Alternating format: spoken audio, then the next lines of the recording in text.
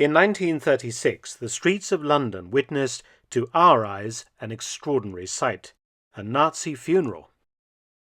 Well, in fact, it wasn't a Nazi funeral per se, but instead an expression of diplomatic protocol, for the body in the coffin beneath the German flag was none other than the German ambassador to Britain, Leopold von Hirsch. Hirsch had worked tirelessly for improving Anglo-German relations, hoping to prevent another conflict between the two nations, but he had died suddenly of a heart attack at the German embassy. Due to his high position, the British had accorded him the highest honour of his body being drawn through the streets of London on a gun carriage provided by the Royal Horse Artillery, escorted by members of the Welsh Guards. We have to remember that the flag of Germany in 1936 was the swastika, but it was seen because it was Germany's national flag and not because the man lying beneath it was a Nazi. He wasn't. In fact, by the time of his death, his relationship with Hitler, who had been in power for just over 3 years, had soured considerably. Given a 19-gun salute by the British, his body was conveyed to Dover and placed with great ceremony aboard the Royal Navy destroyer HMS Scout, and then transported back to the fatherland. Hitler decided to replace von Hirsch with someone cut from quite different cloth, a fellow traveller, so to speak, and in August 1936, Joachim von Ribbentrop was named the new German ambassador to the court of St. James in London, and he would arrive to present his credentials to King George VI at Buckingham Palace. Ribbentrop was already quite familiar to the British. He had negotiated the 1935 Anglo-German naval agreement, which saw Britain basically give Hitler permission to ignore the restrictions of the Treaty of Versailles and began building up the German navy. Ribbentrop had also negotiated the Anti-Comintern Pact in 1936, a bilateral anti-communist agreement with Japan, and Italy would later join this agreement. In 1935, Ribbentrop had arranged high-profile visits to Germany by World War I British and French veterans, and Hitler had met delegations from the Royal British Legion. In return, German veterans had paid official visits to Britain. The visits had received royal approval from none other than the Prince of Wales, later King Edward VIII. The Germans, led by Ribbentrop, tried very hard to project a message of peace to the British, while Hitler secretly connived to settle various territorial disputes that surrounded Germany and begin the process of dominating Western Europe.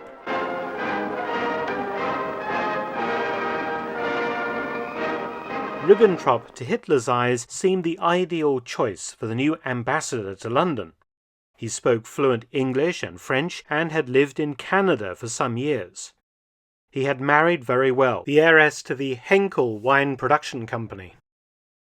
He had the veneer of upper-class respectability, something which many members of the Nazi Party distinctly lacked, with the exception perhaps of Hermann Göring. And he had the nobiliary particle von before his surname, but he hadn't been born particularly noble. He was born in 1893, the son of an army officer who had actually been cashiered and thrown out of the German army for repeating rumours of Kaiser Wilhelm II's alleged homosexuality. Brought up in some poverty in Germany and Switzerland, he had lived at various times as a young man in Grenoble in France and in London, before working for Molson's Bank in Montreal, Canada, and as a journalist in New York City, before being an importer of wines and champagne in Ottawa, the Canadian capital.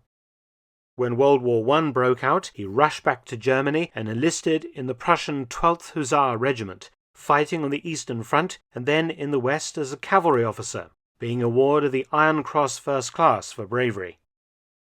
At war's end, he was a staff officer attached to the Turkish army in Constantinople, now Istanbul. His 1920 marriage to the daughter of a very rich wine producer changed his fortunes considerably. The couple would have 5 children together, and his wife was extremely dominant in the relationship. Ribbentrop was able to further his social standing by having his noble aunt adopt him, which allowed him to use her surname, von Ribbentrop. He first met Hitler in 1928, and he and his wife joined the Nazi Party in 1932.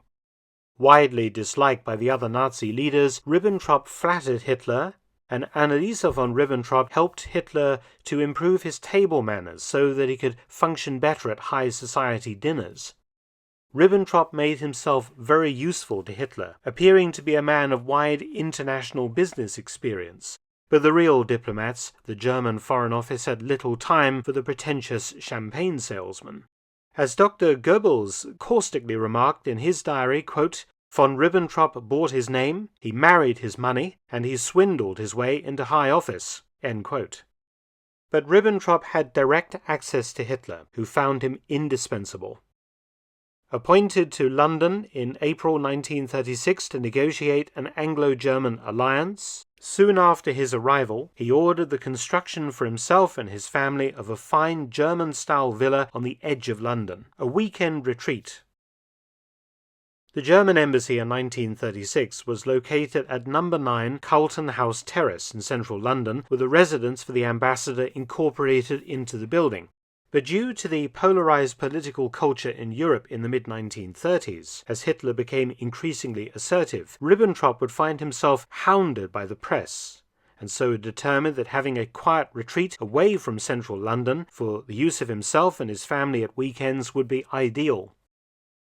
The area of Pinner Hill, historically in the county of Middlesex, now in the London borough of Harrow, 12 miles northwest of central London, was chosen.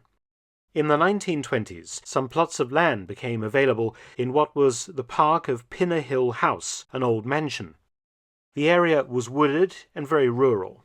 A pair of brothers, the Griggs, from 1919 onwards began selling off plots of land for individual houses, either as single or half-acre lots. The Griggs-owned company would design and construct the houses for the clients, and a series of mock Tudor or arts and crafts style houses were built, one of the streets being Southview Road.